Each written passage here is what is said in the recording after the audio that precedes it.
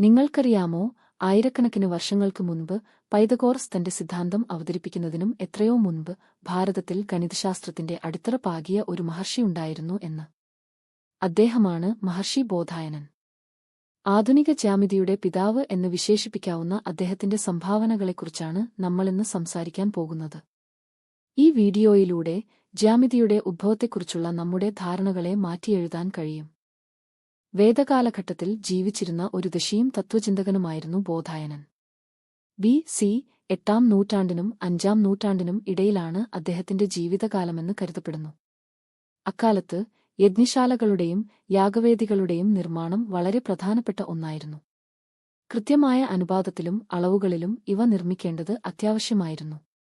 ഈ ആവശ്യകതയാണ് ബോധായനനെപ്പോലുള്ളവരെ ഗണിതശാസ്ത്രപരമായ കണ്ടുപിടുത്തങ്ങളിലേക്ക് നയിച്ചത്. ബോധായനന്റെ ഏറ്റവും പ്രധാനപ്പെട്ട കൃതിയാണ് ബോധായന ശുൽബസൂത്രം. ശുൽബ എന്ന വാക്കിന് കേർ അല്ലെങ്കിൽ അളക്കുന്ന ചരട് എന്നൊക്കെയാണ് അർത്ഥം. പ്രാചീന ഭാരതത്തിൽ യജ്ഞവേദികൾ നിർമ്മിക്കാൻ ഉപയോഗിച്ചിരുന്ന കേറുകളും അവയുടെ ഉപയോഗരീതികളും അതുവഴി ജ്യാമിതീയ രൂപങ്ങൾ ഉണ്ടാക്കുന്ന രീതികളും ഈ സൂത്രങ്ങളിൽ വിശദീകരിക്കുന്നു. യജ്ഞങ്ങൾക്ക് ആവശ്യമായ ചതുരങ്ങൾ, വൃത്തങ്ങൾ, ത്രികോണങ്ങൾ തുടങ്ങിയവ കൃത്യമായി നിർമ്മിക്കുന്നതിനുള്ള പ്രായോഗിക മാർഗങ്ങളാണ് ഈ ശുൽബസൂത്രങ്ങൾ. ഇന്ന് നമ്മൾ പൈതഗോറസ് സിദ്ധാന്തം എന്നു വിളിക്കുന്നതിന് നൂറ്റാണ്ടുകൾ മുൻപ് ബോധായനൻ അത് തന്റെ ശുൽബസൂത്രങ്ങളിൽ അവതരിപ്പിച്ചിരുന്നു. ദീർഘചതുരസ്യ അക്ഷ്ണയാരച്ചു പാർശ്വമാനി തിര്യഗ്മാനി ചെയ്ത് പൃഥഗ്ഭൂതേ കുരുതസ്തദുഭയം കരോതി, അതായത് ഒരു ചതുരത്തിന്റെ ദേഗണൽ വികർണം ഉണ്ടാക്കുന്ന സമചതുരത്തിന്റെ വിസ്തീർണം അതിന്റെ 2 വശങ്ങൾ ഉണ്ടാക്കുന്ന സമചതുരങ്ങളുടെ വിസ്തീർണങ്ങളുടെ തുകയ്ക്ക് തുല്യമായിരിക്കും.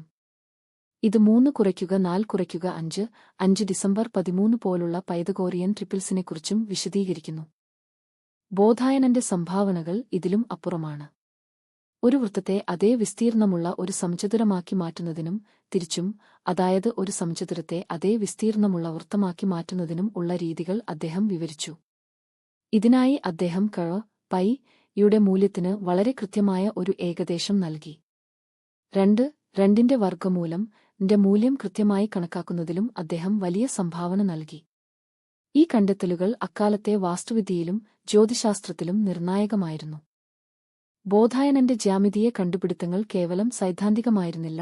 യജ്ഞവേദികളുടെ നിർമ്മാണത്തിൽ ആവശ്യമായ അളവുകളും കോണുകളും വളരെ കൃത്യമായിരിക്കേണ്ടത് മതപരമായി പ്രാധാന്യമുള്ള കാര്യമായിരുന്നു. ഓരോ യാഗവേദിക്കും അതിന്റേതായ ആകൃതിയും വലുപ്പവും ഉണ്ടായിരുന്നു. അവ കൃത്യമായി പാലിച്ചാൽ മാത്രമേ യാഗങ്ങളുടെ ഫലം ലഭിക്കൂ എന്ന് വിശ്വസിച്ചിരുന്നു. ഇത് ജ്യാമിതിയെ ഒരു പ്രായോഗിക ശാസ്ത്രമാക്കി മാറ്റി. ബോധായനന്റെ ശുൽബസൂത്രങ്ങൾ പിൽക്കാലത്ത് ആര്യഭടൻ, ബ്രഹ്മഗുപ്തൻ, ഭാസ്കരാചാര്യൻ തുടങ്ങിയ മഹത്തായ ഇന്ത്യൻ ഗണിതജ്ഞർക്ക് പ്രചോദനമായി വർത്തിച്ചു. നിർഭാഗ്യവശാൽ ഈ കണ്ടെത്തലുകൾക്ക് അർഹമായ ലോകശ്രദ്ധ ലഭിക്കാതെ പോയത് യൂറോപ്യൻ കേന്ദ്രീകൃതമായ ചരിത്രരചനയുടെ ഒരു പോരായ്മയാണ്. എന്നിരുന്നാലും ഭാരതത്തിന്റെ ശാസ്ത്രപാരമ്പര്യം എത്രത്തോളം സമ്പന്നമായിരുന്നു എന്നതിന്റെ തെളിവാണ് ബോധായനന്റെ സംഭാവനകൾ. ചുരുക്കത്തിൽ, മഹർഷി ബോധായനൻ കേവലം ഒരു ഋഷിയായിരുന്നില്ല, മറിച്ച് ലോകത്തിന് ജ്യാമിതിയുടെ അടിസ്ഥാന തത്വങ്ങൾ പരിചയപ്പെടുത്തിയ ഒരു ദീർഘദർശിയായ ഗണിതജ്ഞൻ കൂടിയായിരുന്നു. അദ്ദേഹത്തിന്റെ ശുൽബസൂത്രങ്ങൾ ജ്യാമിതിയുടെ ഉദ്ഭവം പാശ്ചാത്യ ലോകത്ത് മാത്രമല്ല, പ്രാചീന ഭാരതത്തിലും ആഴത്തിൽ വേരൂന്നിയിരുന്നു എന്ന് നമ്മെ ഓർമ്മിപ്പിക്കുന്നു. ഈ മഹത്തായ പൈതൃകത്തെക്കുറിച്ച് കൂടുതൽ അറിയാൻ ശ്രമിക്കുക. ഈ വീഡിയോ ഇഷ്ടമായെങ്കിൽ ലൈക്ക് ചെയ്യാനും ഷെയർ ചെയ്യാനും മറക്കരുത്. നിങ്ങളുടെ അഭിപ്രായങ്ങൾ താഴെ കമന്റ് ചെയ്യുക.